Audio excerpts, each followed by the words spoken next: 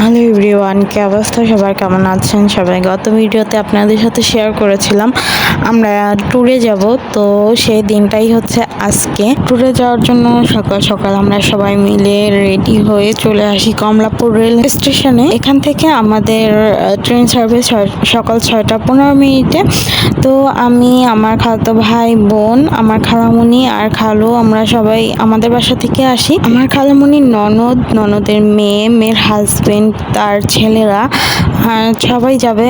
আমরা সবাই একসাথেই যাব। তো তারাও এসে কমলাপুর আমাদের সাথে একসাথে মিট করে। তো এখানেই আমরা কিছু ফটোশ্যুট করে নিচ্ছিলাম আর কিছু ভিডিও করে নিচ্ছিলাম আমার ব্লগের জন্য।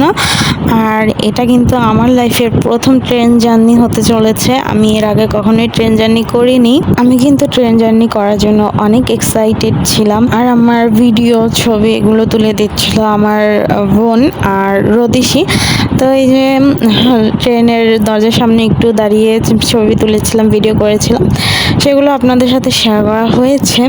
তো এই যে এরপর আমরা সিটে গিয়ে বসলাম। সবার জন্যই সিটের টিকিট কাটা হয়েছে, ছোট ছোট বাচ্চাদের জন্যই। আমার বোন রায়তা আমার পাশে বসেছিল, তো আমি একবার জানলার কাছে বসেছিলাম, আবার ওকে জানলার কাছে বসতে দিয়েছিলাম। পরে যখন ওরা এদিক ওদিক দৌড়াদৌড়ি করতেছিল তখন আমি জানলার পাশেই বসেছিলাম।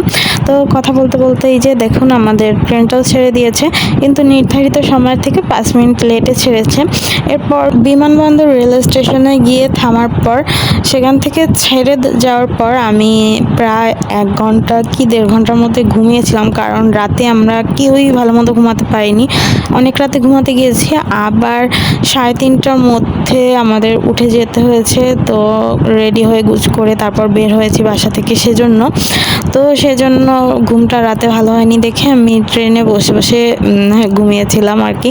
তাও মোটামুটি ঘুমিয়েছি। তারপর বেশিরভাগ সময়ই আমি এনজয় করেছি, মানে ট্রেন জার্নিটাকে বাইরে প্রকৃতি দেখে। অত একটা ভিডিও করা হয়নি, তাও মোটামুটি করেছি।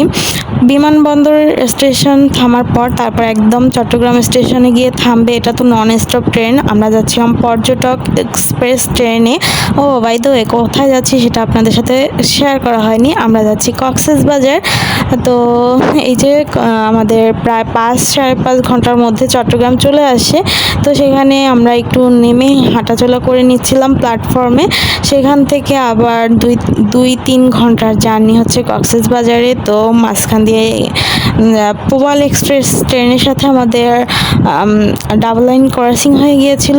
আর এই সেকশনটাতে এত সুন্দর ভিউ আসছিল, মানে চট্টগ্রামের আগ থেকে এত সুন্দর ভিউ আসছিল প্রকৃতির, আমি সত্যি মুগ্ধ হয়ে গিয়েছি। এদিকে আমি আর আমার বোন এই যে একটু দুষ্টামি করে নিচ্ছিলাম, কিছু ভিডিও করছিলাম আর কি। ও আমাকে করে দিচ্ছিল, আমি ওকে ভিডিও করে দিচ্ছিলাম। যাই হোক, প্রায় 9 ঘন্টার দীর্ঘ জার্নি শেষে আমরা চলে আসি কক্সবাজার রেলওয়ে স্টেশনে, আইকনিক স্টেশনে। ট্রেন থেকে নামার পর সবারই একটু খারাপ লাগতেছিল, কারণ ট্রেনের ঝাঁকুনির জন্য। তো এই স্টেশনটা তেমনভাবে ঘুরে দেখার সুযোগ হয়নি। তো আমরা স্টেশন থেকে নেমে একটা অটো ঠিক করে নিয়ে আমরা আমাদের হোটেলের দিকে চলে যাচ্ছিলাম। আমাদের হোটেলটা নেওয়া হয়েছে ডলফিন মোড় থেকে একটু সামনে। আমাদের হোটেলে পৌঁছতে প্রায় 3:30টার মতো বেজে গিয়েছিল। আমরা ছিলাম গ্রিন ভিউ রিসোর্টে। তো এখানে আমরা এসে চেক ইন করলাম। এরপর রুমে গিয়ে সবাই ফ্রেশ হলাম। তারপর খাওয়া দাওয়া করে আমরা সন্ধ্যের সময় গিয়েছিলাম সমুদ্র দেখতে। সেই ভিডিওটা আপনাদের সাথে এর পরের ভিডিওতে শেয়ার করব, আগামীকালকের ভিডিওতে। তো আমরা এই যে রুমে চলে আসি। এখানে ডাবল বেডের একটা রুম নেওয়া হয়েছে, একটা বড় বেড আর একটা হচ্ছে ছোট বেড। ছোট বেডে 2 জন থাকা যাবে, আর বড় বেডটাতে অনায়াসে 4-5 জন থাকা যাবে। তো এই যে 2 রুমের একটা রুম, আর হচ্ছে এখানে একটা ড্রেসিং টেবিল ছিল, একটা ওয়াশরুম ছিল, আর একটা ব্যালকনি ছিল, আর একটা টিভিও ছিল। আর এখানে কিছু কমপ্লিমেন্টারি ব্রাশ, শ্যাম্পু, সাবান, পানি এগুলো দিয়ে গিয়েছিল। যাই হোক, ভিডিওটা আর লং না করি, আজকে ভিডিওটি এখানেই শেষ করে দিচ্ছি। আপনাদের সাথে কক্সবাজারের সামনের ভিডিওতে দেখা হয়ে যাবে। তো ভিডিও দেখার জন্য আমন্ত্রণ রইল আপনাদের সবাইকে। ভালো থাকবেন সবাই, দেখা যাবে নতুন কোনো ভিডিওতে। আল্লাহ হাফিজ।